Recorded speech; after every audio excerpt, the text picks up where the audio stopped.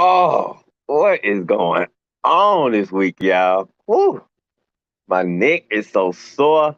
I'm so sore from all this stuff going on in the sports world this week. Woo, where do I begin? Well, we got Nick Saban acting like Sammy the Bull Gravano. We're going to talk about that. We got Brittany Griner still being treated like Nelson Mandela. We're going to talk about that. We got Chris Paul eliminated once again. We're going to talk about that. We got Pat Bev showing you his true colors, and boy, they are blinding me profusely. We're going to talk about that. We got the NBA recap. We got the NBA conference finals recap going on. Sorry, y'all. We got the Braves report going on.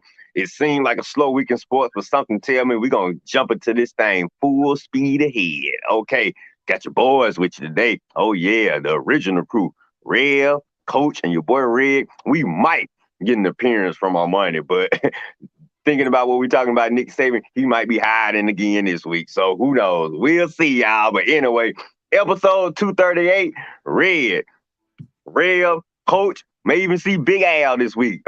Anyway, let's get started. Episode 238. What's going on, everybody? Welcome to episode 238 of the Red and Rev Sports Show. Red and Coach are coming to you live from the ATL show with Rev coming to you live from Coatesville in Chester County near Philadelphia, Pennsylvania. Well, real sports talk because we are real sports fans. So we're real sports athletes who have what, gentlemen? Real sports knowledge. So hang out with your boys, Red and the Reverend, as well as Coach, for episode 238 of the Red and Rev Sports Show. And now, as is our sports custom, we turn our sports attention to our numerologist, Coach Patrick Thomas. What you got for us, Coach? Those Steelers now. Good morning, everybody. 38 does not seem to be a popular number, but I was able to find somebody through my extensive research. He is a cornerback. He plays currently for the Miami Dolphins. He's a 3-time Pro Bowler. He led the league in interceptions 2 years. And ironically, he got picked in the second round, the number 38 pick. 238 goes to Xavier Howard, cornerback for the Miami Dolphins. 238. All right. Well, Red obviously gives his sign of approval. All right. Yeah, second round, 38 pick. That was perfect, Coach. And you're a 3-time Pro Bowler. Yeah, that was good. All right. Well, somebody current too, man. You know, we don't have to go back in our encyclopedias there.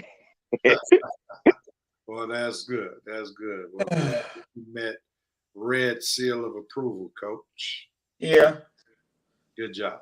Well, good to be with you, gentlemen, this week. Last week, I was flying back to Pennsylvania, only to fly back to Atlanta on Monday, only to drive back to Pennsylvania on yesterday. So I'm in Pennsylvania. We'll be here for a minute, but nevertheless, glad to be back on the Red and Rev Sports Show. How you gentlemen doing? Good. Good deal. It's a little light right now, Revenite Nation, but we'll still recognize, because I'm reminded of what Scripture says, where there are 2 or 3 gathered in my name, there will I also be in the midst. So we got at least 2 or 3 in Revenite Nation. Good morning, Sister Sylvia. Good morning, Brother Scott. The VP nor the president are here. So somebody else is going to have to bang down the gavel. Once we figure that person out, we'll let you know. And then my mother wants to give Coach some props on his solo. She said, loving Coach Curl on his forehead. Oh, there they go. They coming. Yes. Oh, boy. For the win. Must be her baby. Klay Thompson and the Golden State Warriors won. Good seeing you, Sports Bay. The VP finally is in the building. He had to drop off the collection.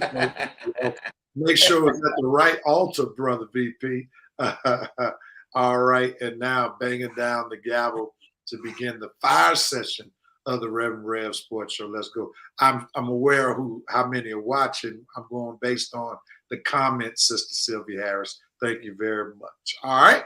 And Brother Dante, what's up, sir? Glad to have you. Let's jump right into it, gentlemen. You all know how we start our show each week with Dope, Nope, and Cope. Coach, since you did a good job with the numbers game, we'll start with you to jump off our dope moment. Who are you doping on today? I'm doping on one Felix Harper, who was the quarterback for Alcorn State University. He has made the Cleveland Browns team. He's going to be, of course, a backup quarterback, but he made the team. He got signed on, I think it was Wednesday or Thursday. So big up to the HBCU, Alcorn State. Felix Harper, the lefty, going to play for the Cleveland Browns. Excellent. Absolutely excellent. Rev, who are you doping on this week? I'm doping on one Ice Cube and the 3-for-3 tournament that he's going to be bringing back in June. Kind of left it at a standstill when the pandemic hit. We didn't know if it was gone for good or was it just on a hiatus break. Well, we found out it was just on a hiatus break because Ice Cube is bringing his successful business, successful sports idea back to our TV screens in June. So we'll see the NBA players who not too good to still be in the NBA, but not too sorry to where they can still play a little effective ball again. And hopefully we'll see Kyrie and Harden and all those other players that we know are so washed up in the NBA. Maybe they can join the 3-for-3 this summer. But anyway, it'll be back in June, and hopefully I'll have some new members. Wow. That's funny, man. You got some decent ball players already going to the 3-on-3 team tournament. That's funny right there.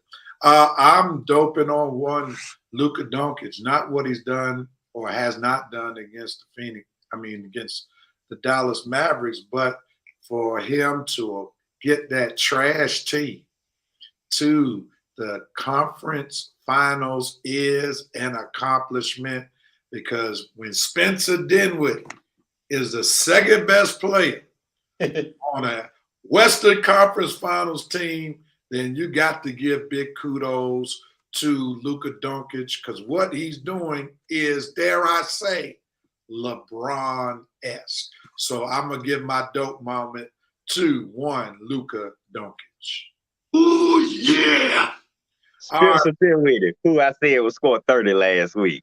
Dropped 30. Yeah, that's just once in a lifetime. I know. I was shocked myself. Red, who are you noping on? All right. You guys won't be so surprised at this. I am noping on one Sam Acho. Oh, my God. Life was going good. I was doing so well until I looked on the TV yesterday at First Take and saw Sam Acho and his 52 teeth always.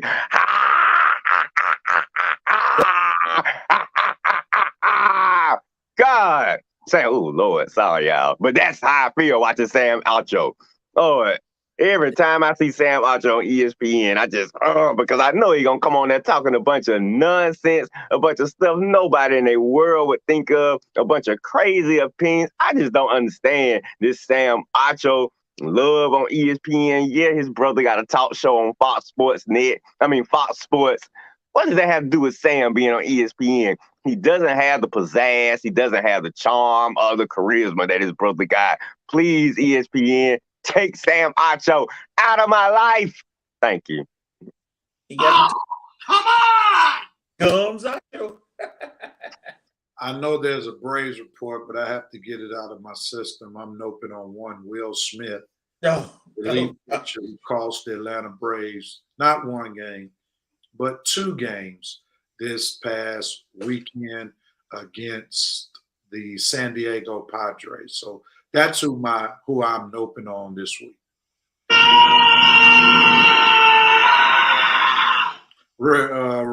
Coach, who are you noping on? I'm going to go to my team.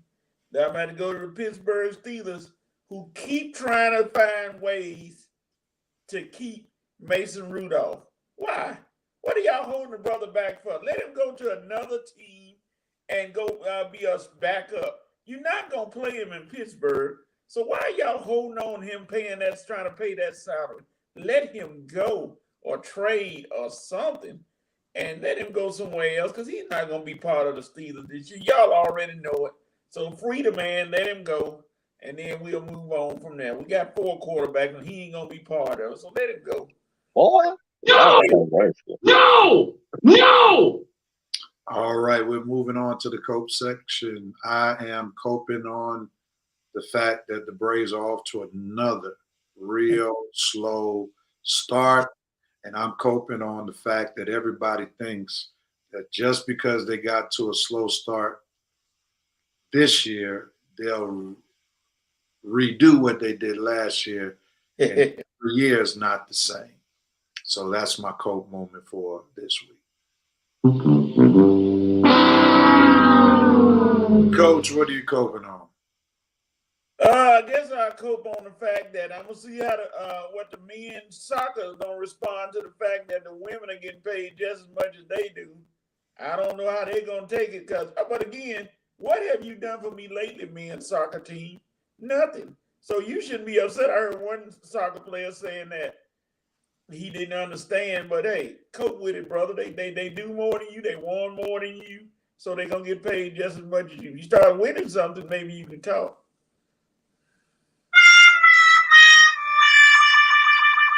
And Red, to finish us off, what are you coping on? Okay, you guys, I'm coping with a tired old age event of benches clearing in baseball. Oh my God. I am getting fed up with this old school notion that every time 2 people have a disagreement or argument on the field, you gotta have every bench clear. You gotta have the bullpen running in from the back. Everybody out on the field because 2 people had an argument or a disagreement. Now, don't get me wrong. If fisticuffs happen out there, you better clear those benches and you better clear that bullpen because it's on. You got to protect your teammates.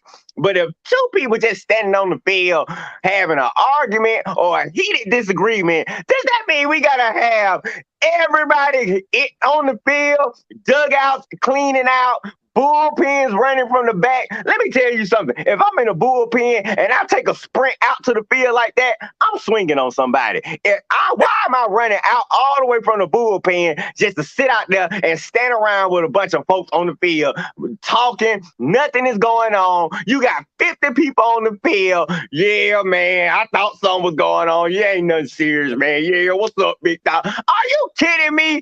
Get back in the field. Let's get this game back started. I mean, all of this delay, benches clearing for an argument or a disagreement. If fisticuffs happen, fine. But if ain't no swings or punches being thrown, I don't need to see a field with 50 people on it just standing around waiting for the umpire to clear everybody back to clear everybody back to their prospective benches. Okay, let's go. No more benches clearing in baseball and let fisticuffs happen. Red, they gotta get their sprints in. Yeah, you right about that. They sprinting all right. But like I'm saying, if I'm sprinting like that, I'm so pumped up, I'm ready to swing on somebody. You sprinting out there just to stand around. All right, let's see what Revenite Nation is doping, and coping on. We got Shelby doping on the Warriors. Of course. Coming to obsession. She's also noping on Nick Saban, not worrying about himself. Kelly's also noping on Nick Saban. And hello, Kelly. It seems like the women are all on one accord this morning. Coach Prime calling out Saban. Don't lie on me publicly and apologize privately. Vincent Woodruff doping on the Chicago Cubs, unveiling the statue of Hall of Fame pitcher Ferguson Jenkins outside Wrigley Field. A 6-time 20-game winner. That's a good dope moment. I'm glad he just flies while he's still alive amongst the living. Love to see it. Great take, Vincent. Appreciate you, VP. This Saban is the last person that needs to say anything to these schools about money, especially Jackson State. It just so happens Kelly taking special offense since Nick Saban was coming for her school. He's been giving money under the table for decades. And we'll get to that. Never mind. No, Coach Saban and Dabo and any other CFB coach that feels their grip and control over these young men loosening. Kelly had an amen for that. Good morning to you, Maurice. The Maurice is in Boston. I guess he's traveling with this Heat team. All right. You might want to also join some synagogue or church in the local area for prayer because they're in trouble. Rev, here's a little info. He works for the Heat. Oh, that's dope. That's dope. That's why he always with him. He work for him. Oh, that's dope, man. All right, Maurice, but you still synagogue or church. Nah, he don't play for him. They're in trouble. Shelby coping on UGA fans have to cope with folks talking about Jimbo versus Saban instead of the Natty. Nobody care about that. Hey, Joe Black, good Facebook guy. Glad to see you, bro. There he goes, showing some love. Dope. Coach Sanders responded to Coach Saban accusations. The W&T have been carrying the pride of the country for a decade. The M&T sucked like a Hoover. Talking about the soccer team. Oh, okay, cool. Sister Harris Saban complaining when Shannon Sharp reminded everybody that Tua is so moved from Hawaii to Tuscaloosa. Who paid for that? That was a classic rant on Undisputed by Shannon Sharp because that is, he said, where would you want to live? Hawaii or Tuscaloosa? Nick gonna be asking them questions soon. Maurice Thor, Jake Sanford, why are you stealing and selling equipment from the New York Yankees? That's crazy. Let's see. The facts, the MNT is abysmal. That's true. They haven't won it. Well, we just discontinued the men's soccer team. Here it is, coping. Red Rose would still be in the bullpen of the original contents of the mile so he can roll that good. He has no idea that there's a bench clean. Yeah. If I see on the camera ain't no fight going on, I ain't running from the booth. I'm staying right there. A residential Boston Celtics fan has made his presence my classmate, Mitchell White. Dope Celtics Game 2 performance. You ever get tired talking about that green garbage? Joe Black noping on Mississippi Valley getting dragged by JSU. Joe Black. We got one senior, Joe Black, and the rest freshmen and sophomores. Okay. Joe Black went deep to drag coach at his school. That's deep. Kelly McCove coping on the CFB coaches having to deal with the leveling of college football. It starts. She's on a high. She's loving what her prime doing at JSU. Mitchell White noping on Nick Saban's weak apology. Joe Black coping on his too much time until October 8th. There's got to be some football game. Your team won't do nothing. What you talking about it for? Ricky Wood, good morning. Enjoying the show. That cuz what's up, Rick? Real character. Thanks, Red, for bringing the cuz to the show. Brother Scott is doping on how I don't get ESPN where I live, so I use Red Rose as my Facebook sports center. Thank you, sir. All right. What's up, Scott? Woodruff giving Mama Harris some kudos who moved the tiki patio furniture from Hawaii all the way to Country Bama.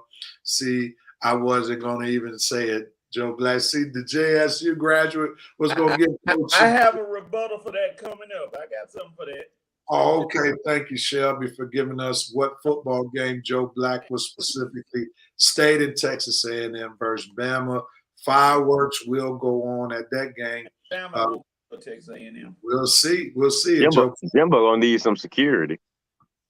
All right, gentlemen. Well, since everybody is talking about it, let's jump in and talk about it with the Revenite Nation. Nick Saban snitching this past week. Nick Saban showing that he might be scared in the NCAA football atmosphere now that his assistants have finally beaten him, got beaten by 2 assistants last year, which had never happened where he hadn't gotten beaten by any assistant, but Jimbo Fisher beat Alabama at Texas A&M during the regular season, and then Kirby Smart beat Nick Saban for the Natty in the national championship game, and now Nick Saban is having problems with Neil, having problems with Texas A&M coming up on the Neil game, and also he threw a little shade about JSU getting the top recruit out of high school, Brother Hunter, this past season. So what say you, gentlemen, about Nick Saban snitching? What you got, Red? Okay. Well. Here you go, Nick. It's a little tissue for your tears, okay? Let me show you how it's properly used. You take off your glasses and wipe them off like that. Oh, oh, God, I'm crying. Well, that's what happens when you're a narcissistic and an obnoxious personality for all these years. When the truth finally sits down, we get fear. And that's all we get. That's all we've heard this week is Nick Saban's fear talking. That's what it is. Fear coming from Nick Satan. Well, sorry, coach. You're going to have to calm your fears, okay? Because times are changing, all right? So you just gonna have to get used to it. I'm sorry that UGA beat you down and exposed you, but hey, we are the national champs. Get used to it. And boy, did Jimbo have some things to say about Nick Saban this week, boy. You see, Nick Saban, you can't be talking that mess about everybody. Eventually, somebody gonna tell you how they really feel. And Nick just turned into a little snitching, Sammy the Bull, Nino Brown type person this week when he was talking to his little press conference. Yeah, Texas A&M, they've been buying players for years. Deion Sanders, he even paying his player $1 million. If everybody go down, I'm taking everybody with me. That Nino Brown attitude. Coach, dude, stop, okay? Just stop. All right. You just need to get with the program and realize things are changing. This Neil thing is great for college sports because it allows players to not sit back and let guys like you just use them and pump up your career, pump up your bank account while they sit back getting nothing. So I'm happy for Neil. I'm glad name, image, and likeness is all over college football. And now folks like Coach, Dabo, you just got to get used to it. It's a level playing field now. So either you turn on the charm and convince these boys to come to your school, or you better go to the hood and get some of them hustlers and hood guys to, give you a loan or something, because that's the only way you're going to keep getting some of these top recruits. Guys like Deion, some of these HBCU coaches, they have character, they have personality, they have charisma, they have knowledge, and they have experience. They can easily get these guys. I won't be surprised if Eddie George convinced a top-notch running back to come to TSU. I love the HBCUs getting some of these top NFL players in their program, because that will convince some of these top recruits to go to their program and to stop settling for these Power Fives and these white coaches thinking they can control young black men's lives. So I'm enjoying that things are changing. I want them to continue to change. And Nick Saban, you just going to have to get with the program, wipe the tears from your face, stop crying, and play ball. UGA, baby, national champs.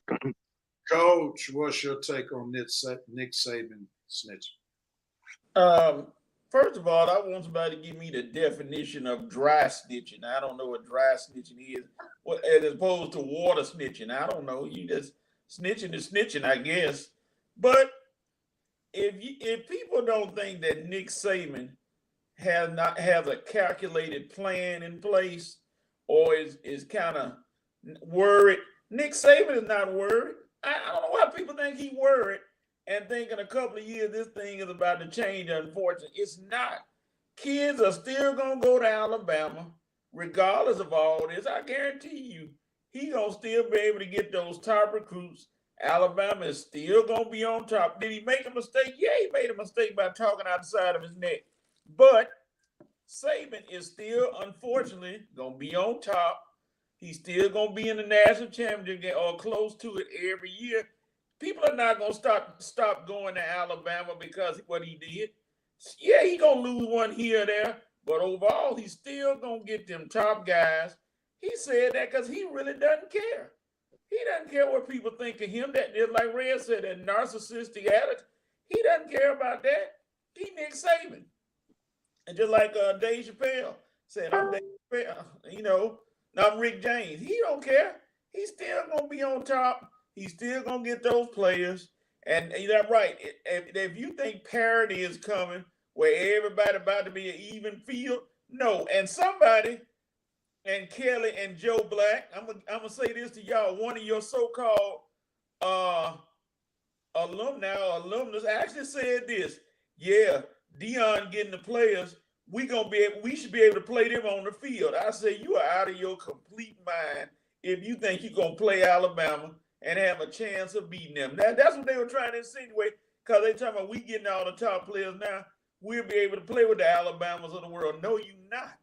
You are not even going to be close to them. So let that go. What Saban did was stupid. And Texas A&M, you all, I hope you feel good, Jimbo, because they're going to beat the brakes off y'all when y'all come to Alabama. I'm sorry, y'all ain't ready yet. Wow. That's an interesting take right there. I think Nick Saban is worried. Yes, he's going to get his recruits, but remember, it's hard when you've been on the top not to remain on the top. That's the struggle. He won a national championship. Year before last was in the national championship game. But one thing he understands, Coach, is that Texas money is very long. Mm-hmm. That's a whole nother level of wealth when you compare Texas billionaires to Alabama's billionaires, probably more millionaires. Mm-hmm.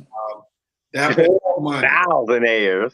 yeah, that oil money is very long in Texas, and he understands that he won't be on the throne too much longer with this nil game. And therefore, this is why he's a little nervous. Also, when you've been on top for so long, it's natural that you want to go out on top. And he's seeing vulnerability because he sees Jimbo Fisher.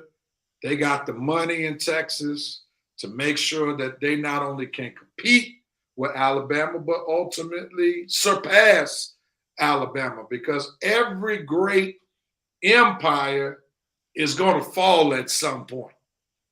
And Alabama has been that football empire.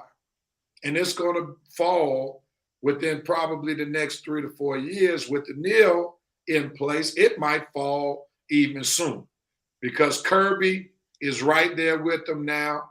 Kirby was knocking on the door, but finally was able to walk through that door. Jimbo Fisher is knocking on the door, and with Neil, he can walk through that door. So yes, Alabama is going to get great recruits. They're going to have great teams. It's all about national championships. Alabama fans can care less about bowl victories and making it to the Final Four. It's about winning the championship. So you got to realize that he's sensing that his grip on national championships might be loosening. And this is why he has a lot of issue with what is going on. But as some of the Revanite Nation have alluded to, is that he better be careful not opening his mouth too much, because he has assistants like Jimbo, like Kirby, who can unveil the dirty on him if he doesn't watch himself. So Rev, you saying Alabama got big Al, but Texas got big oil. There you go. There you go. Oil is much more of a resource than Al, for sure.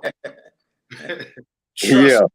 Oil is a much better resource than that underground product they got in Alabama.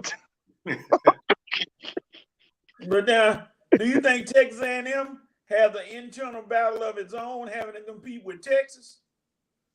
Nah, they've surpassed Texas, and right now, what Texas A&M has to their advantage is they're playing in the SEC. I think that advantage can dwindle once Texas moves over to the SEC along with Oklahoma.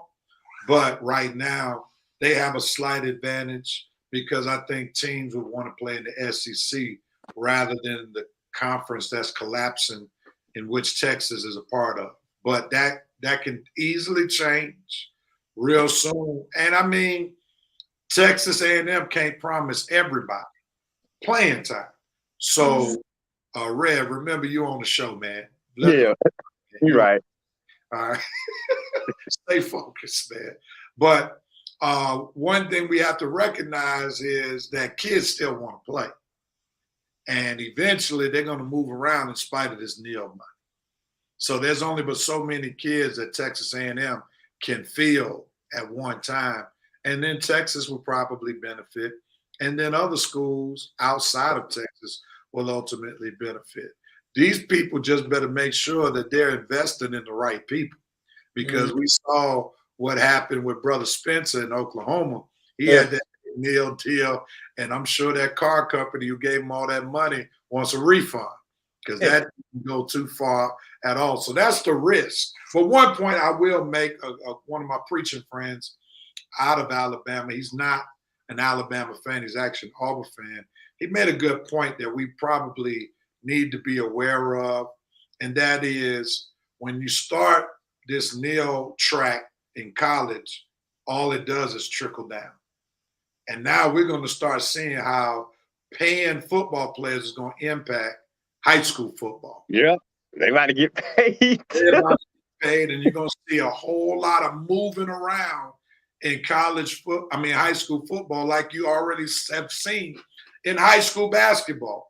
So that's the downfall of what is going on. Yes, these college players should have been getting paid something a long time ago, especially with all the millions that these people have been making off of them. But where there's one good, there's a lot of bad that can come with this, because now if you're a high school coach, your authority is about to be thwarted by some kid who's a top-notch talent who's going to get paid, and then now they got more clout and more power than you do, and this kid is in high school. So this thing is about to open a huge can of worms, and it's I don't think it's going to end well, because this thing might even trickle down in the Pee Wee League after a while. Well, it may not end well for the white coaches, but I think the black coaches will be able to. I think they'll have a better handle on this. I think, but you're right. I don't think these Power 5 coaches like Nick Saban and stuff, they need to get worried unless they about to change their entire attitude or personality. Yeah, you better be worried. Yeah. Like you say, these kids have power. They ain't going to be listening to Coach Saban all up in their face when they making just as much money as him, or at least close to it. You think he finna just be pulling that Nick Saban, I'm in charge, dictatorship crap for a lot of going forward? I'm not sure. I'm not sure that'll work. Yeah. All right. Well, let's move on, gentlemen, and let's get on, talk a little bit of basketball. The sun does not shine in Phoenix again. I'm sure Coach was excited about what took place last week, since he loves to compare Chris Paul's accomplishments with Russell Westbrook's accomplishments. So stay tuned, everybody, to see what Coach has to say, or what shade he has to spill or show towards CP3. But nevertheless, Phoenix Suns lose Game 7 in epic fashion, gets drilled on their home floor to the Dallas Mavericks on last Sunday to lose that series, the Western Conference semifinals, 4-3. So, Coach, we'll start with you real quickly, because I'm sure you were ready to say what you needed to say. What are your thoughts about the sun not shining in Phoenix yet another season? Well, Chris Paul was not the only one to blame for the debacle, as they call it, the debacle. That was an overall team beating. But Chris Paul, there was a rumor that they tried to call your brother Cliff Paul to come take your place because you wasn't doing anything. They were looking for Cliff for some insurance from that beating they took that nobody saw coming. I didn't think. I said, okay, Phoenix gonna do what they got to do on home court and go ahead and take Dallas out. Dallas got Luka, and that's it. And Not a Walmart reference. oh boy, and they just got the model, and Chris Paul had no effect whatsoever in that game. That was one of his worst games, probably of his career, almost in Phoenix. That last game against Dallas. If Dallas just neutralized him, Devin Booker couldn't throw soap in the bathtub. None of them. It's almost like they just gave up after halftime. They saw that lead go up and they just said, oh, well, and that's not good for a guy like Monty Williams, who did a great job this year coaching, for his team to go out like that and take such a beating that they took. I just didn't like the fact that he had to be the one to suffer. You know, he tried to explain it, but I'm like, hey, y'all did not do what y'all supposed to do, and you let Dallas, who should have been eliminated early, you let Dallas hang in there and come back and take them out. So Chris Paul, I heard him talking about you say the window is closing. I personally think if it was up to me, I think the window has closed and he'll join the John Stocktons, the Pat Ewins, the Charles Barkleys, the Allen Iversons of the world as great players, but no ring, unfortunately for him. So sorry, Chris. I'm sorry. All right, the CP3 deductible cover the damage. Red, jump in there. Your thoughts? I'm trying to figure out. State Farm need to start getting him another representative now. Is CP3 gonna keep having all these playoff choke jobs now? I mean, the face of State Farm, man. Does State Farm ever win a championship or a ring or some type of award at an insurance banquet after every season? Because if they using Chris Paul representing them, I'm assuming that State Farm always comes up just a little short at the awards banquet. Okay. I'm just adding on what Coach said. We've been looking at this since Chris Paul's been in the NBA. Great regular season, great reputation throughout the league. He's the Players Association president, one of the great point guards, in NBA history. But when playoff time comes, he just always has these awful endings. I mean, if he's not getting kicked out of a game, in an elimination game, if you're not getting blown out of a game in an elimination game, if you're not getting hurt in an elimination game, I mean, it's always something with CP3, which goes back to what Coach said. Guy probably never gonna get a ring because it's always unforeseen circumstances that happens during the course of his championship run. Injury, poor performance, no help. Like I say, poor coaching. It's just always something. And we get to the end now. Like you say, he's going to come back again, but nobody on here thinks Phoenix is going to win a ring. Like I say, he surprised us getting these guys to play in the way they play, because you remember before Chris Paul got there, Phoenix was a perennial lottery team. And he moved that team from a lottery team all the way up to a championship contender the last 2 seasons. But that can only work for so long. These teams are getting better. I mean, eventually the Phoenix, like you say, Phoenix window might be closing. It might be closed. And with the situation going on with DeAndre Ayton and his contract, we don't know how that's going to affect the team. I'm hearing DeAndre Ayton and Money Williams got into it on the sideline. That could be effective for the team moving forward. So with Phoenix, we just don't know. And personally, I think CP3 window was closed when he lost to the Bucks last year. That was the perfect opportunity to win championship. You had a 2-0 lead. Once again, you let it get away to Milwaukee. You let another 2-0 lead get away this year. You just been an entire career of blowing 2-0 leads. I think it's finally over for CP3. His window is closed. It's time to move to the 3-on-3.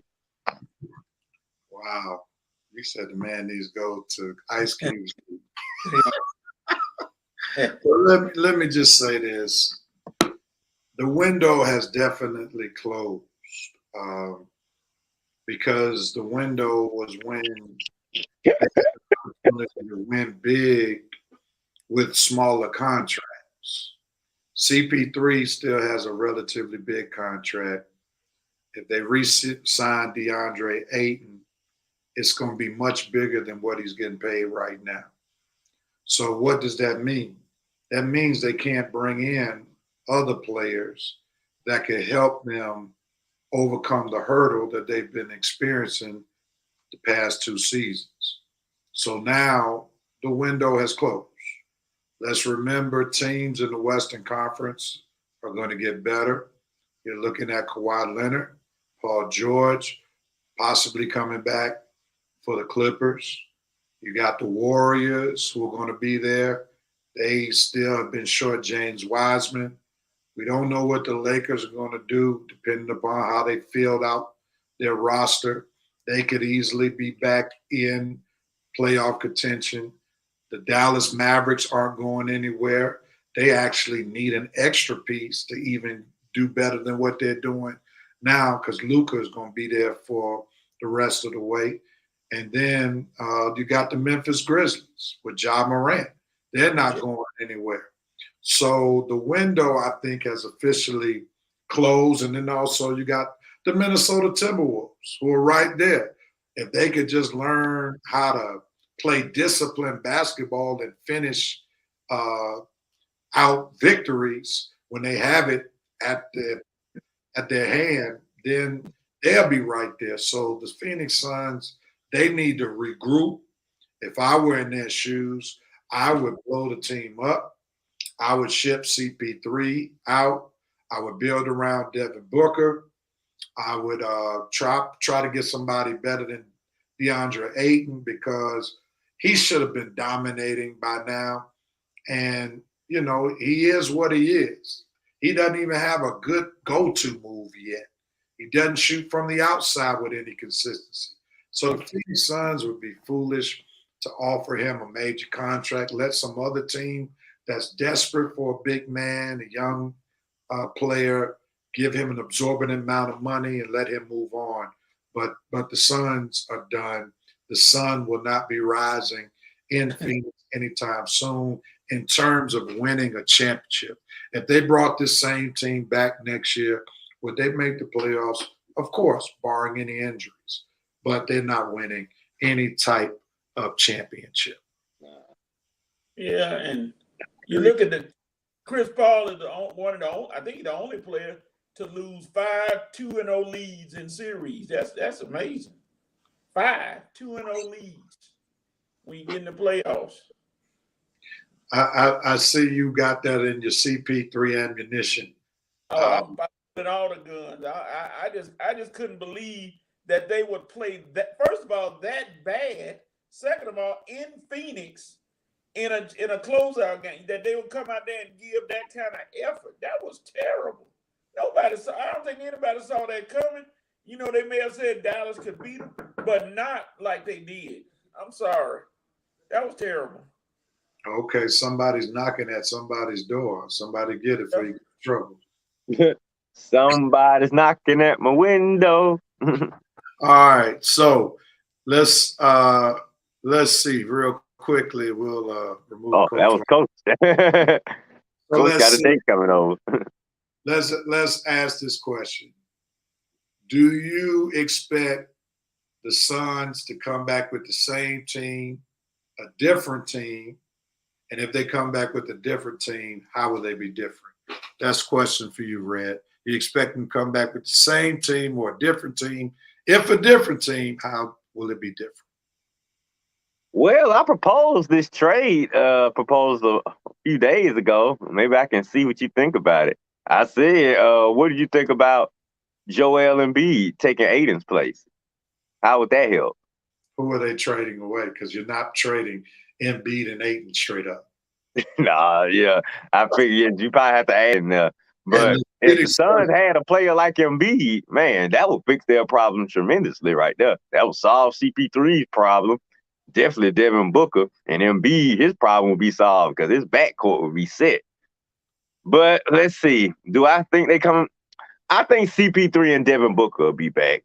Ayton, I'm not so quite sure, especially with the the confrontation him and Money Williams had, usually when you have a confrontation like those two had on the sideline, that usually means somebody else is going to have a different address next year. So that means you'll have CP3. Let me see, Coach, we got I'll read that.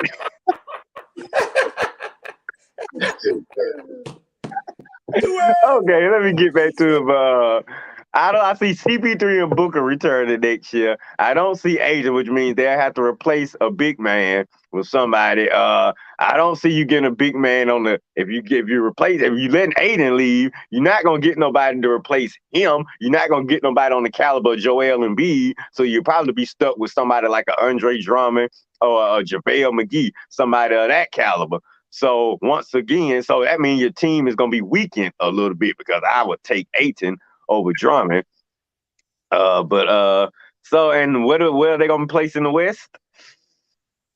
I don't think they're gonna be the number one seed next year, Rev. If you're missing A10, it's gonna be them young guys gonna be playing for contracts, so their mind's gonna be elsewhere. You're gonna have CP3 and Booker as your two set pieces on the team.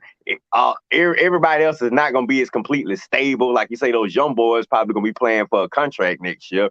A10 is probably gonna be elsewhere next year. You probably gonna have to maneuver some new pieces within the team next year. I don't see them being the top seed next year. If they do make the playoffs, I see them being middle of the pack somewhat, with not going all the way next year. Like I said, I think the Suns championship contender days are over as far as this era right here. I see them being middle of the pack next season and going no further than round 1 or 2.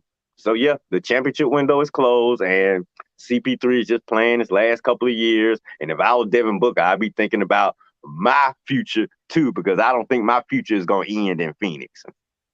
All right, well, we'll just pause right there. That's enough Phoenix Suns talk. We got around the horn, and that's some good conversation. And as Coach would say, stay tuned. We'll see what happens with the Phoenix Suns. That leads us to halftime of the Red and Rev Sports Show. We had some good sports talk. We gave you our dope note coat. Talked about Nick Saban. We also talked about the Phoenix Suns. We got the Braves report coming. Tiger in the PGA Championship. Brittany Griner still detained in Russia. Lakers coach search. Pat Bev's controversial comment. JJ Riddick versus Bob Cousy and the NBA Conference Finals. We'll be right back for the second half for the Red and Rev Sports Show. Stay tuned.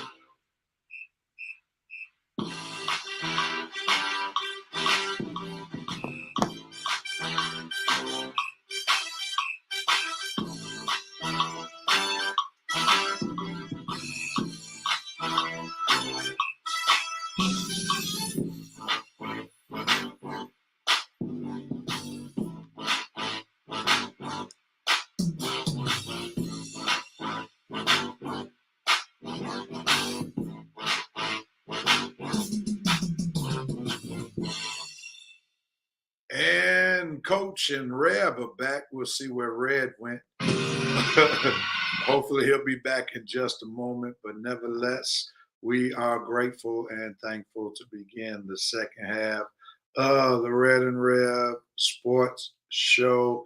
And typically we would have our Braves report. We'll give Red a few more seconds to come on back so that we can have our Braves report. If not, we'll jump right into our 5 for 5. And again, we wish everyone to continue in Revenite Nation to post comments. You all are adding a lot to the show today. As always, we thank you all for your participation. All right. Well, this is where we call an audible because we have no clue where Retro has gone. So let's get ready to do our 5 for 5. And I'll jump in there and talk with Coach if need be. And we'll see what happens with Red.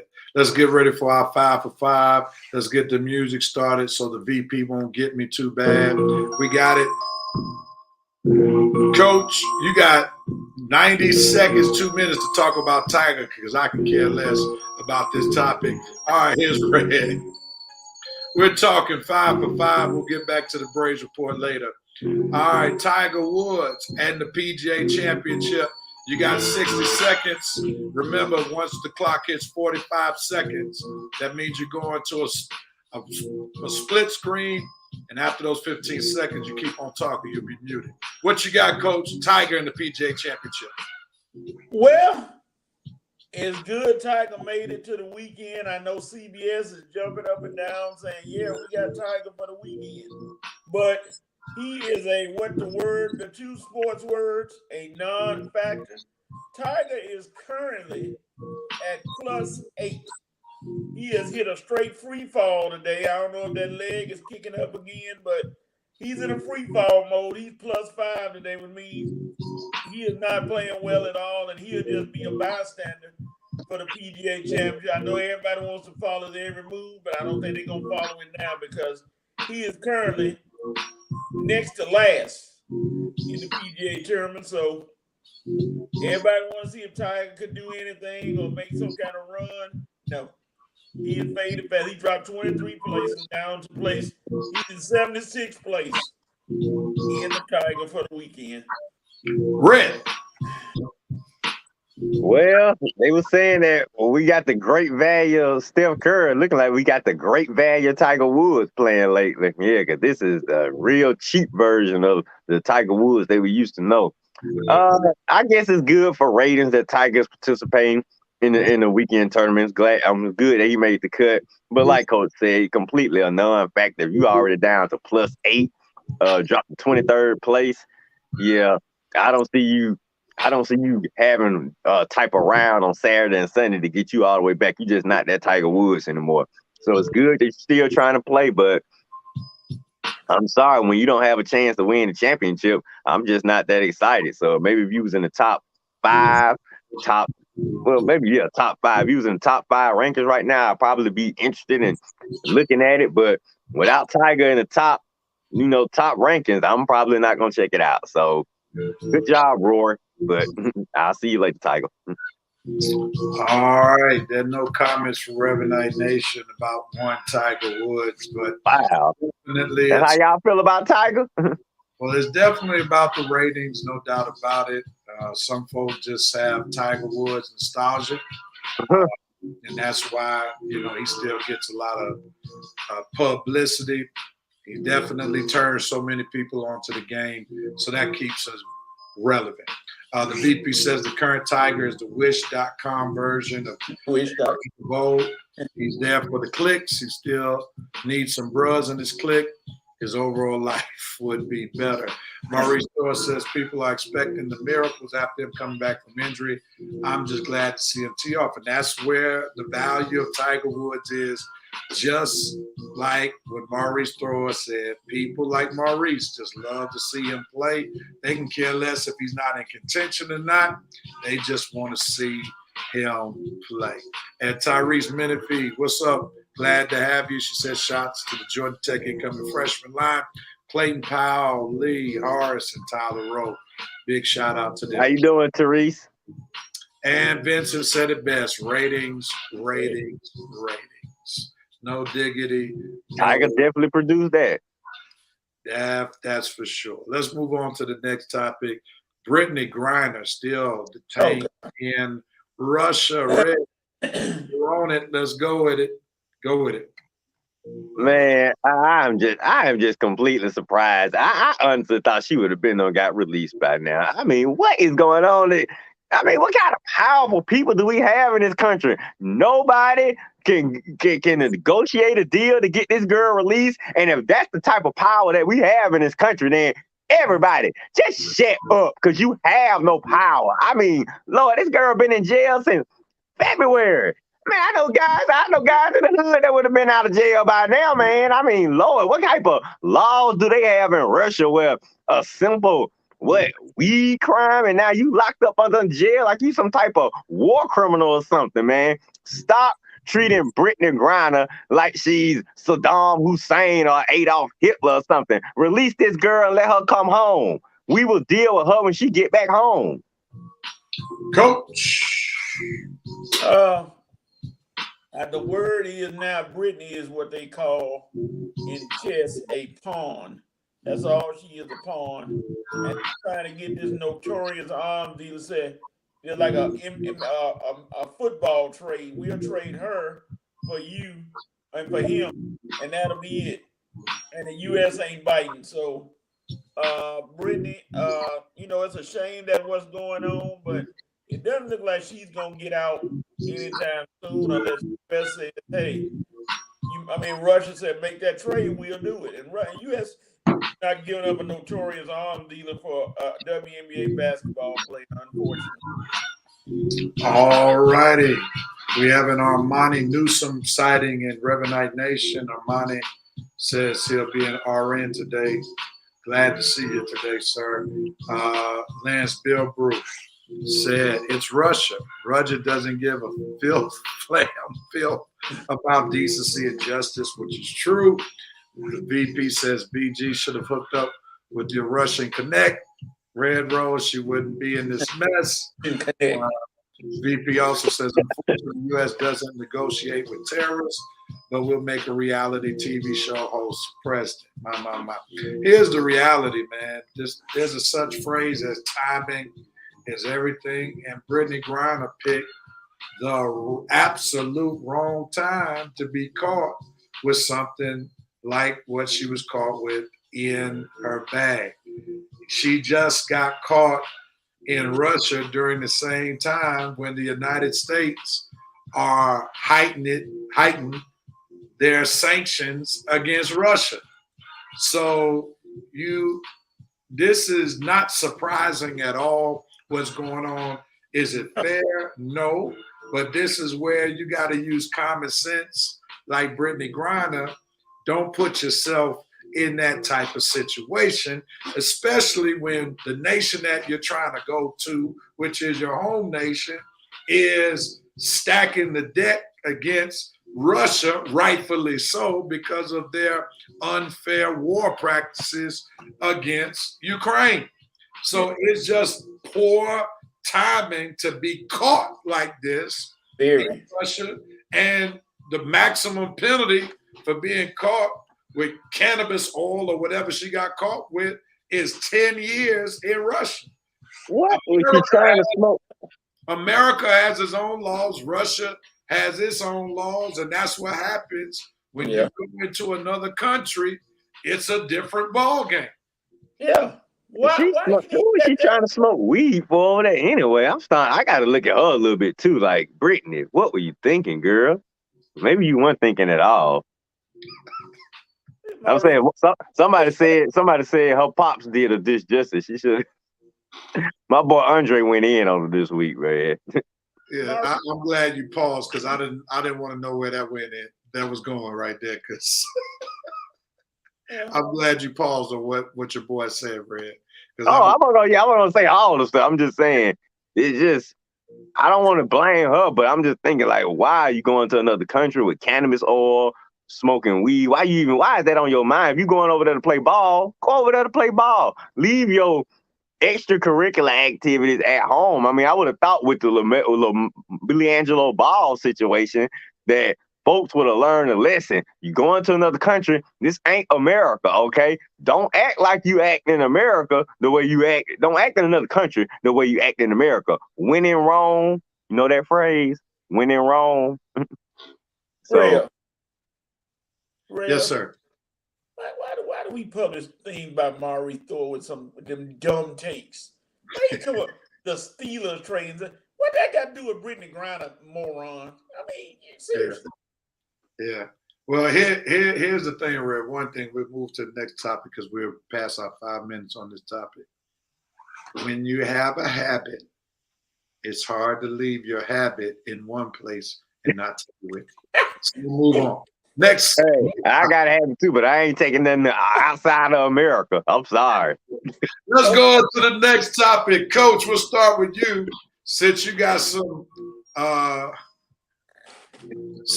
investment in the Lakers these days. Lakers coaching search. We see that Mark Jackson doesn't appear to be a candidate anymore. Kenny Atkinson and Terry Stotts seem to be the front runners. What say you, Coach, about the Lakers coaching search? I kind of think that they may go brand new I know Stotts is up there, but I think they may go with Darvin Ham. Ham has been a pretty good assistant over the past few years. I think they might end up going with him as the new head coach because I think they want to bring a new face in there and a new person. So I think Darvin Ham has the inside track on being a new coach. Red, your thoughts?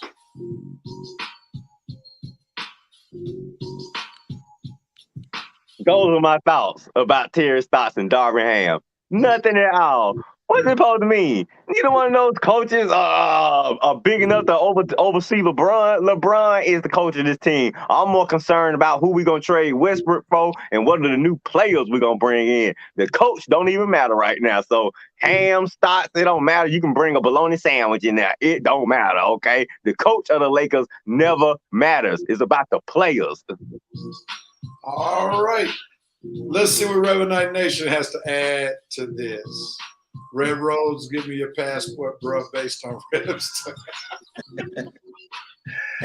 Anybody but Stotts.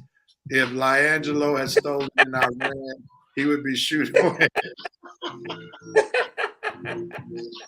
That is for sure. I don't like coaches' tape. Darvin Ham. I think that would be setting up for disaster because imagine Ham and I could just imagine Ham and LeBron going to fight. Yeah. Ham is not the most diplomatic coach. Like he's a bull. He is like your boy in Boston, Udoka.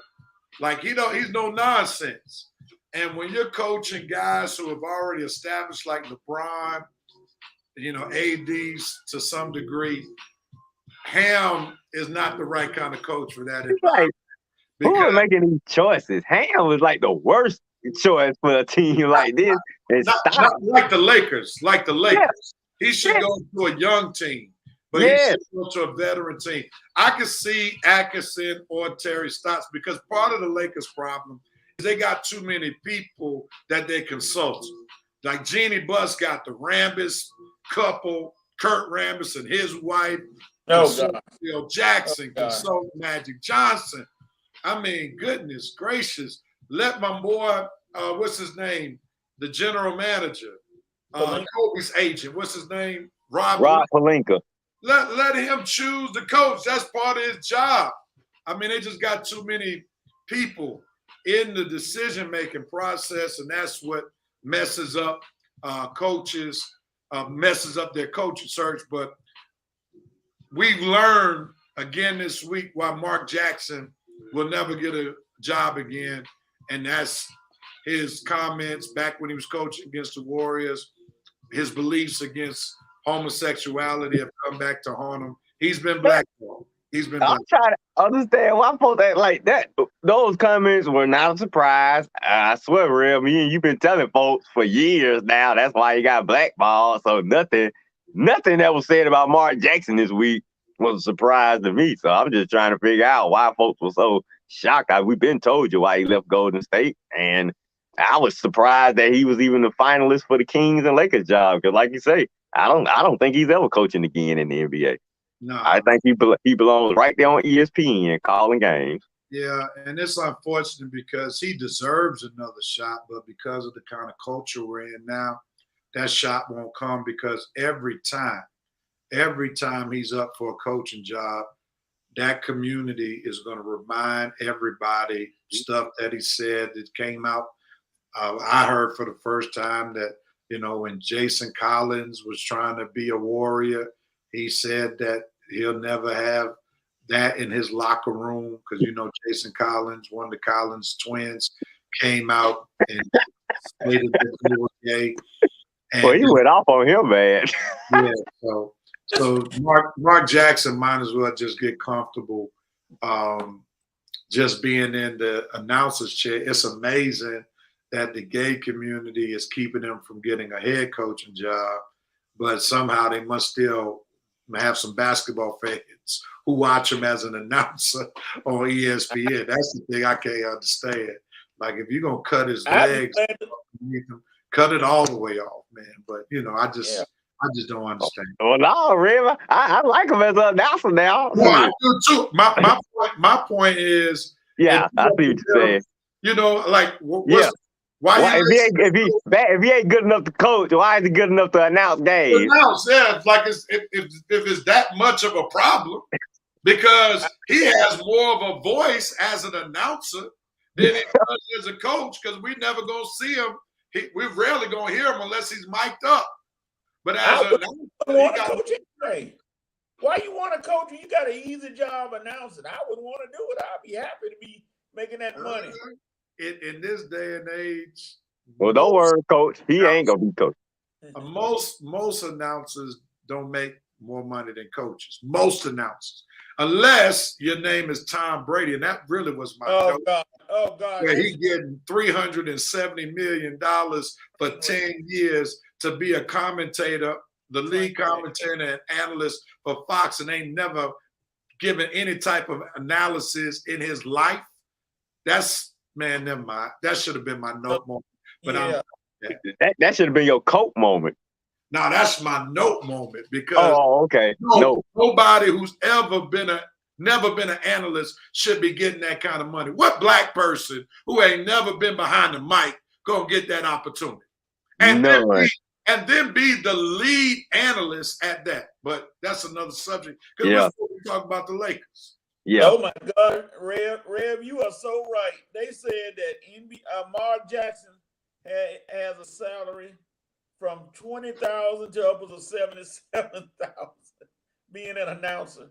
I guess I didn't know it was that bad. What? Say that again, coach. The salaries of basketball commentators range from $27,000 to $187,000. That's it.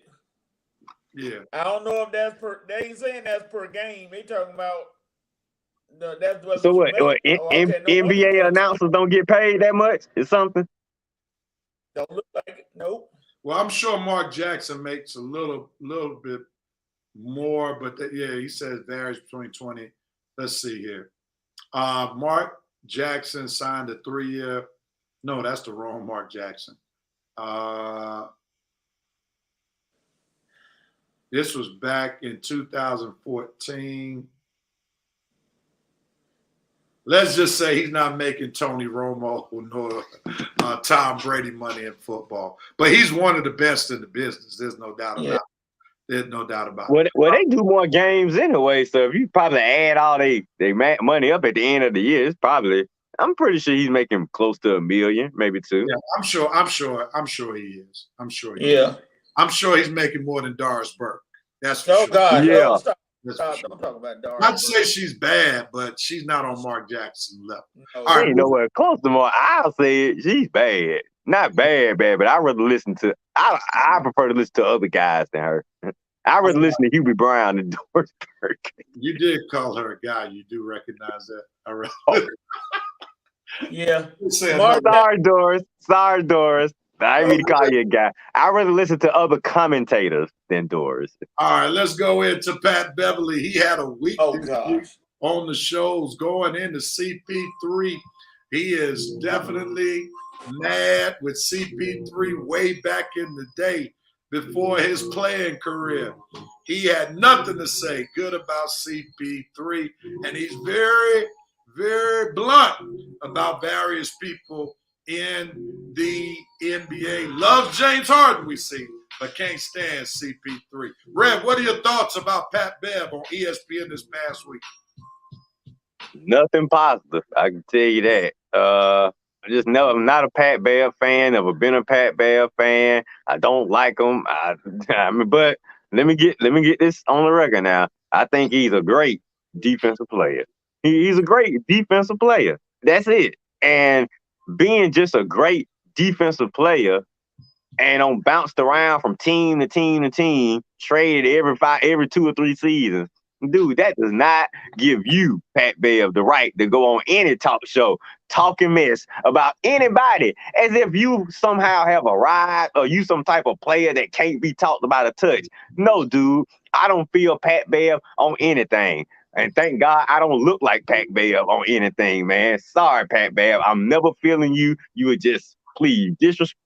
Oh, that's all the time I get. I need to go in on Pat Bev, but no, I don't agree with his comments. Okay, I think he's completely disrespectful and disingenuous and just not. Go ahead, Coach. Go ahead, Coach, and move close to him, please. Pat Bev is one of these. That just call it what it is. He's a clown. He's an idiot. And the only way he get any kind of pub is doing what he did when he made the circuit on all the ESPN shows. Chris Paul's worst day is Pat Bell's best day. I mean, seriously, come on now. He played defense, what they do. And the Minnesota Timberwolves need to be ashamed of themselves for thinking he can take over a game in the in the fourth quarter when he went 0 for 5 from 3-point line in the fourth quarter. He's a joke. And also he made top 10. I have to say, top 10 ugliest players in the NBA. I'm sorry. I ain't no need to try to hide. All right, hold on right quick. We'll come back to you. Pat Beverly has a face for radio. All right, jump right in there, Red. Go ahead. Yeah, like I say, he's just a player hater of the year, and ESPN getting all talking about something. We bringing him back. I hope ESPN don't think that we were loving Pat Bell's performance, because sorry, dude, we were just laughing at him. I don't think ESPN needs to hire Pat Bell full time, but I'll really change him then. He is just not somebody I want to listen to. He's not somebody I want to have a discussion with, a debate with. I don't understand half of the stuff he's talking about most of the time. I don't understand his thought process. Dude, you are just a weirdo, spaced out loser to me, Pat Bev. Player hater number one. Get gone. The NBA will be a better place when he's not around anymore. But all right, I got it out. Good. Well, here's the thing. Pat Beverly is actually smart in what he's doing. He's utilizing the platform to set a market for himself. There is no ex-NBA player, even though he's still in the NBA, that will take direct shots in the manner that Pat Beverly has been doing as a player. So what he's doing is he's preparing for his second career, and he's starting to get the bidding war. The reality is, even though you may not like how he comments, people are going to tune in just to see what type of buffoonery he has to say again. That's the genius behind what he did this past week. Because if he keeps making controversial statements in this social media world, that's to his advantage. Because if he says something stupid, guess what somebody's going to do? They're going to post it on Facebook, Twitter, Instagram, so he gets traction. And therefore, many folk heard all of the comments that he had against CP3. And guess what? His comments were so raw that even Matt Barnes on another show that Pat Bev wasn't even on made mention of Pat Bev disrespecting CP3. Pat Beverly is one of those people that lives by the motto, bad publicity is still good publicity. So he knows exactly what he's doing. He's always been treated like an outcast. He's already accepted being treated like an outcast. So there's nothing that anybody can say about how bad his comments are that are going to stop him from trying to be this raw, uncut basketball player who's telling it in his eyes like it is. Yeah. ESPN, you hired this guy full time. You don't lost a fan to me. I'm going to Fox Sports.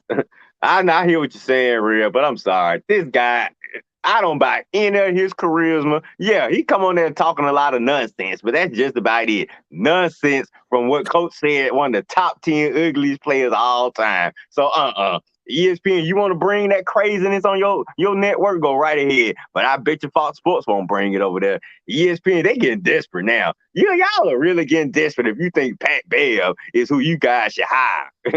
Lord have mercy. Please, ESPN, don't do that to yourself. All right, and on to the last five topic before we start talking about the NBA Conference Finals. J.J. Riddick versus Bob Cousy. J.J. Riddick took shot at the old NBA Hall of Famer who is 93 years old, saying that Bob Cousy used to play against plumbers and firemen, and then Bob Cousy snapped back on an NBA radio show hosted by Justin Termini and Eddie Johnson, saying, well, I played against some good farmers in the persons of Jeff Havlicek, Elgin Baylor, Rick Barry, and Jerry West, just to name a few. What are your thoughts, Coach? Because Bob Cousy did play in the era. So what are your thoughts, Coach? What you got? Here we go. What you got, Coach? JJ Riddick is one of the up and coming analysts on ESPN. He says some smart things. Unfortunately, this wasn't one of them. JJ, how do you talk about a man who's a Hall of Famer and you ain't got there yet and probably won't be a Hall of Famer? Yeah, young guys love to criticize the old era back in the days of who guys played against. That's all they can go with. JJ, you're a good three-point shooter, but let's stop right there with what you're doing. You're not going to set any NBA records. You're not going to be on any all-star team. You're not doing that. Bob Cousy did all that. You know, those plumbers and firefighters or whatever you said he played against. Will Chamberlain, Bill Russell, those kind of guys. They must have some good jobs because they played Hall of Fame careers, and you haven't. So you were doing good until you started trying to disparage the old school. You know, the old school is the reason you are even in the league. Red. Okay, I love Bob Cousy's reaction. It's nice to see that you can't keep an old man down even at 93 years old. Like I say, age ain't nothing but a number with old Bobby. But let's take a step back. I think Bob Cousy was really kind of overreacting just a little bit. I don't think JJ Riddick meant that type of disrespect when he meant Bob Cousy. I really think JJ was just talking. Bob Cousy's name came up, and I think he could have said any player back in the day. I think he was just trying to use an old-time player to say that a lot of guys had jobs plus played sports back then. It wasn't just all NBA. I guess he was just comparing the players of today to the players of yesterday. I think Cousy's name came up. Bob Cousy maybe overreacted. I don't think JJ meant that type of disrespect. But hey, I give Bob Cousy for taking up for himself. That's just because you're 93, hey, you want to talk about me, I'm going to talk about you. But I don't think JJ meant that much disrespect. Not the type of disrespect that Pat Bev would have meant. But hey, at the end of the day, I respect Bob Cousy for sticking up for his era and sticking up for his team and sticking up for his teammates. Much respect to Bob Cousy. I just don't think JJ meant that much disrespect. Like I say, he's one of ESPN's up and coming NBA analysts, somebody who ESPN would be good to keep around, not Pat Bev. But still, you got to give Cousy credit. He's defending himself and his era. So much respect to Bob Cousy. Love how you still in the game, Bob. Age ain't nothing but a number with you. I just don't think JJ meant to be that disrespectful. All right, and Vincent said no one is uglier than Alien Sam. I think Olden Polynice. Get that. What about Terry Porter? No. Olden Polynice is something. Riddick probably wishes that he kept his trap shut. Let's see. Maurice Thrower, I'm with Cousy. JJ Riddick needs to step back and respect the past. We love the old school clapback since our old school versus new school humor for the week. Nothing more to see here. Move right along. Cousy brought that get off my lawn. Yeah. I got a bone to pick with you. What did you mean JJ did not mean what he was saying when he specifically said that Cousy in that era were playing against firemen and plumbers? Like basically they weren't talented. They weren't gifted. That's what he was saying. Help me understand the logic, bro. Me? Yeah. Oh, well, I mean, I guess, okay, when you say it like that, yeah, I don't think he meant like that much. Just, I guess he was saying firemen and plumbers because I guess a lot of guys did have more than one job back in the day. They were doing their NBA job plus other jobs. I've heard folks say back in the day, that you had to have more than one job, just not your NBA job. Whereas today's players, it's all NBA. You're not working in the NBA and then going to do another job when you leave the NBA, unlike it was back in the day. But I mean, well, if he did mean disrespect, Cousy set him straight. I just don't think JJ meant to be as disrespectful as Pat Bev would have meant. I think JJ was just talking out his butt. Cousy name came up, and I guess he was just trying to relate today's era versus yesterday's era. Plumbers and firemen, maybe you should have said plumbers and firemen, but I don't think JJ meant that much disrespect. But hey, whether he meant it or not, Cousy set him straight, so. He was scared to say Bill Russell's name, I bet. I don't think he would have said Russell's name. Nah, he played back in the era. He might have gotten put off the air if he had said Bill Russell. You can't say Bill Russell didn't play against nobody there. Yeah, that'd just be blatantly disrespectful. All right, well, that ends our 5 for 5. Great segment, gentlemen. Thank y'all for helping us out with the 5 for 5 and Revenant Nation. Thank you all. Real talk. All right, let's jump right into it, gentlemen. We got 2 NBA conference finals going on.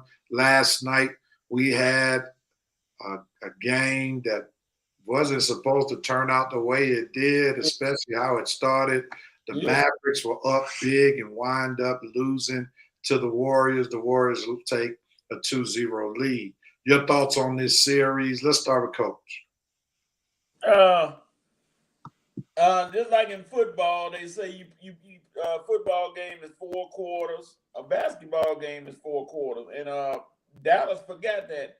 How do you, if you plan on being a contender or an NBA team that break into the finals, blow a 19-point lead? And you know, somebody said, well, Golden State got snipers. They can get back in the game. I'm sure that. I understand that. But 19 points going into your last, and you just give it up and forget that you have a ball game. You were supposed to be able, if you're a contender, to close them out. They're done. They were done. But when you gave them that little bit of sliver of light, that little sunshine through that window, they took advantage of it, and you couldn't stop it. And I'm stunned at Jason Kidd not being able to make those adjustments to hold on to that lead. I ain't gonna say it's totally him, but I know Luka looked kind of tired, and well, the rest of the team to give that lead up, and you allow Kevon Looney to have a career game, and you're supposed to be able to stop that. And I don't know what happened. And the Warriors say, hey, you don't want it? We'll take it. And that may stop this series real quick. Dallas going home to try to even it up, but you had a chance to steal game 2 and put the home court in your favor, and you didn't. So mentally, I don't know what that does to Dallas. I don't know if they respond, how they respond, but mentally, this one's going to hurt them bad. Brad, jump in. Oh, well, you know the old cliche in sports, you know, you live by the 3, die by the 3. And Mavs, they lived by the 3 in the first half, and they died by it in the second half. I mean, Lord, 45 3-pointers you took, you only made half of them. Warriors, they took 28, and they only made half of them. But they shot 56% from the field, and you only shot 47% from the field, Dallas. I mean, it was pretty much a tale of 2 halves.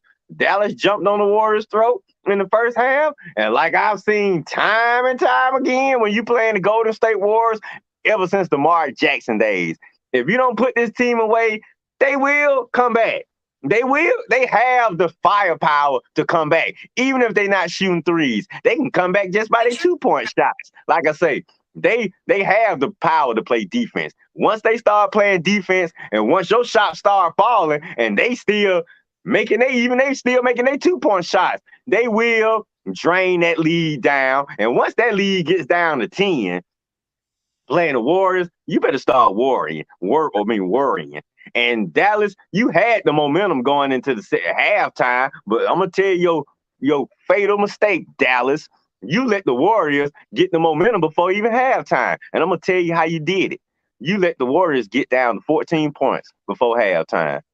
14 points.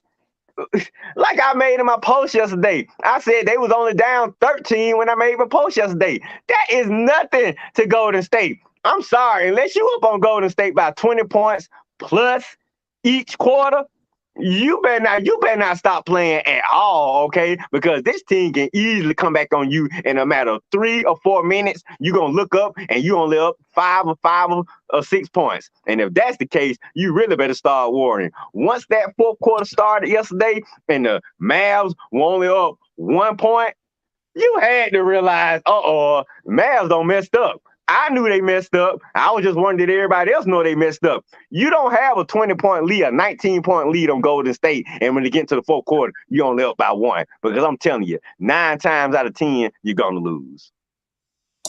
Man, that great takes. I think at the end of the day, Dallas is just overmatched. They should have won yesterday's game, but when you see the totality of the teams, let's just be real. Brother Poole would be the second best player for Dallas. Yep. Klay Thompson would be the second best player for Dallas. Draymond Green would be the second best player for Dallas. And the bottom line is Dallas is just overmatched. Luka got all these dogs coming after him. Andrew Wiggins would probably be the second best player on the Dallas Mavericks. I mean, Dallas is just overmatched. And the one thing Dallas has to their credit is they still have their home games. We were saying the same thing last series. We thought they would probably get swept, and they messed around and beat the Suns in 7 games. They found something in Dallas. So this series will maintain to be a series as long as Dallas wins their home games. But the minute they lose a home game, it's a wrap. It's a wrap. And we can call it quits. Yeah. Well, it'll be a wrap on Sunday then. And like Alexis said, they got 4 players easily. Yep. All right, let's move on to the next series because this one is interesting. The Celtics were up in game. All right, Mitchell, you can wake up now. The Celtics were in control game 1 without Marcus Smart and Al Horford. Smart had an injury. Horford was in COVID protocol. They lose their lead. Miami beats them by double digits. Then Marcus Smart, Horford come back game 2, and the Celtics beat the Heat pretty handily. Do you see this being more like game 2 or the second half of game 1? Red, what's your thoughts? I see this being more like game 2 because I expected game 2 in the first game. And had Marcus Smart and Al Horford played that first game, it would have been more like game 2. And game 2 would have still been game 2. And the Celtics would be going home up 2-0. But unfortunately, and this goes to show you how important it is for Boston to have pretty much all of their pieces, because at full strength, this team is pretty much unbeatable. I mean, it is tough to beat this team when you have all your defensive pieces, all your offensive pieces, and the coach, the defense, the offense, it just gels when everybody's out there playing together. But when you have a few pieces not there, and Jimmy Buckets does his thing, it's hard to beat that. But I'm still taking the Celtics. I wouldn't be surprised if this series comes back to Miami with Miami down 3-1, because that's how much I believe in the Celtics process and how much I don't believe in the Heat and they process. But I love Eric Spoelstra as a coach, though. He has really impressed me as a coach. He is turning into one of the great coaches in the NBA. But I like the Celtics players and their coaching staff and their team as a complete whole, just more so than I like the Miami Heat. But Eric Spoelstra deserves all the credit and respect. But I think going forward, this series is going to be more like game 2, real. All right, Coach, your thoughts? Well, I got to pull my old phrase out the closet. Miami Heat, I have some concerns. I got concerns. Miami has only won one quarter out of the 8 quarters that they played. One. And that was when they had that 39-14 blasting of Boston in the first game. And they haven't won any more quarters since. So I don't know. Spoelstra, I know he can make some adjustments, but Boston is on another level right now as far as playing ball defense. Marcus Smart is the unabridged inspirational leader of the Boston Celtics. And when he's on the floor, he sees Miami making a run. He looks over at Udoka, Nia Long's baby daddy, and say, "Hey, time out, coach. Let's get this thing. Let's talk." And he gets them over there, and they talk, and they come out there and they punish Miami. And with him back on the court, and the rest of them, I don't see Miami winning. Maybe one more just for for laughs. But I just see Boston going to the NBA Finals right now because they are playing complete ball right now. So Miami, you're in trouble. You're in trouble. I see it. So now you all are rolling with the sports rev who tried to put y'all on Boston 2 series ago. Against the Bucks, y'all are finally seeing the light. I'm glad that you all are seeing the light. Boston is very talented, and in particular, this series, they can score a lot easier.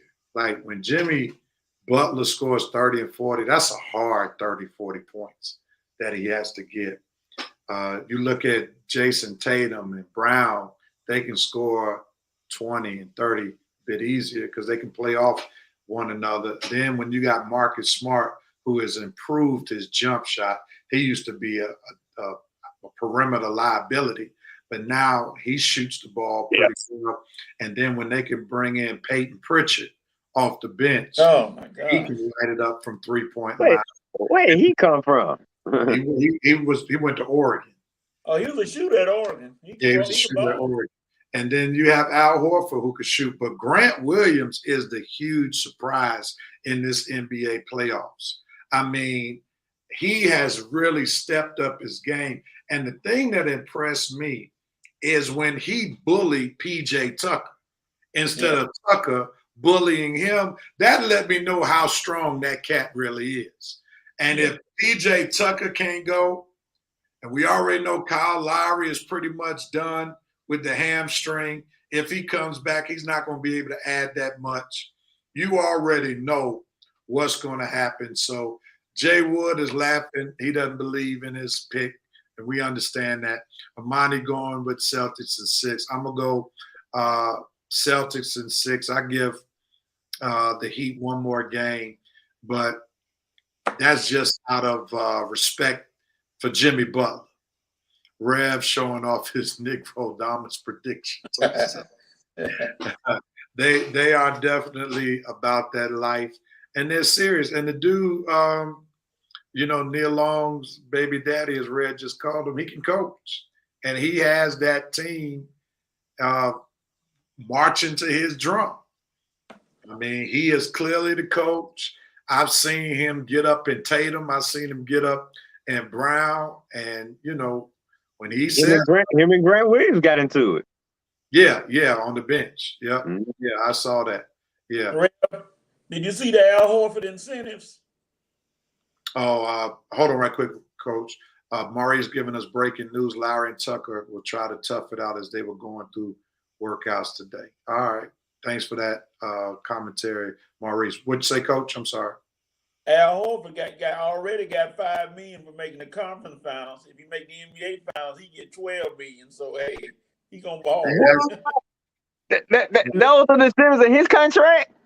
Yep, exactly. Yep. Man, now that is what an agent.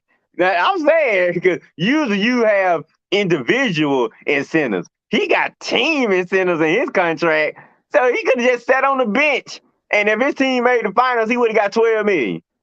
Well, that was actually smart, and I think you got to remember who did that deal for him.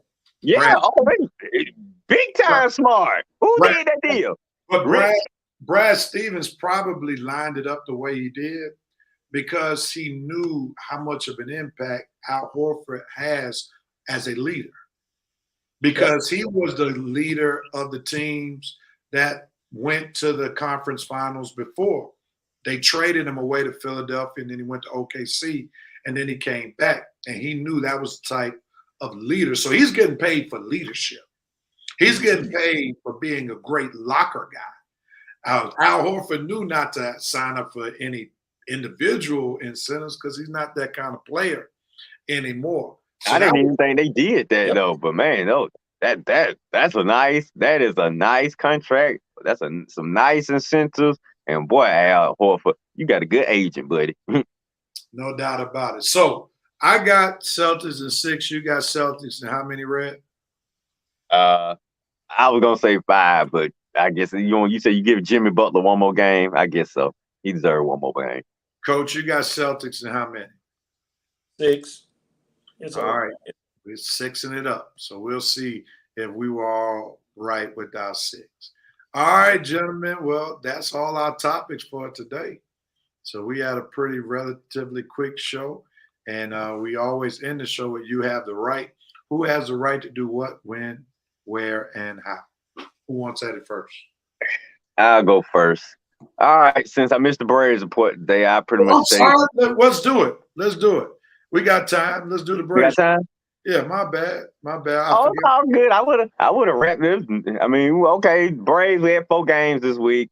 Now, can anybody remember who we played early this week? I know we played the Marlins yesterday. Who did we play early? Was it Milwaukee? Milwaukee. Yep.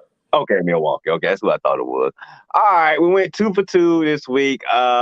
Braves had a few bullpen issues lately. I'm hoping we get that corrected because that's not what we can afford going forward. We depending on our bullpen to carry us the way, even when the offense and the starting pitcher can't carry us. We expect that bullpen to keep us in most games. So they had a very inconsistent week, but hopefully it'll turn around this week. Braves, you have no off days coming up in the next 10 or 12 days, and you got a lot of division opponents. So you have the right to get this thing a little bit more consistent. I thought we had it worked out this week until that blown save against Milwaukee. We would have had 1, 3, or 4 in a row. Take away that blown save. But like I say, it's still early, not Memorial Day yet. We still got time to get this thing going. We caught a break with the Mets missing Matt Scherzer for the next 2 months. So that may be a break. Braves, you better take advantage. Like I say, a lot of division opponents coming up in the next 2 weeks. Braves, you have the right to get this thing back on track and to be sitting in second place. I'm not going to go crazy and say first place, but in second place with only a few games in between you and the Mets by Memorial Day. Let's go, Braves. You got a right to get it cranking up. Let's start it. All right. For the first time in Red and Rev Sports Show history, we had a combo with the Braves report and you have the right. All right. We'll do it. All right, Coach, who has the right to do what, when, where, and how? Young Eldrick Tiger Woods, you have the right to just come on off the course. I think the league is not going to let you finish. And preserve yourself for another tournament in the future because right now you are not doing well. You're at plus 11. Time to step off the court, Eldrick. And I know you have an obligation to want to finish, but come on off, my brother. Save yourself. Save that leg. All right. And Boston Celtics, you have the right to take care of the Miami Heat in 6 games so we can all look like geniuses since we picked them all in 6. For we definitely would rather see Boston Celtics Golden State Warriors finals rather than any other finals that could be. So you have the right, Boston Celtics, to take care of business so we can see a good finals. With that being said, gentlemen, let's get ready to wrap it up. That's all right. Keep hating on Miami. Let's go Heat. Why we got to be hating? Let's just state, the reality is, Brother Maurice. You said yourself you didn't even think they was better than Boston. So how we hate? All right. Nick said you have the right to continue to be your true self, reminding these single moms out there that there are other options for young men when it comes to choosing. Other options than him. Man, you have the right to make yourself available as he'll be in town next weekend.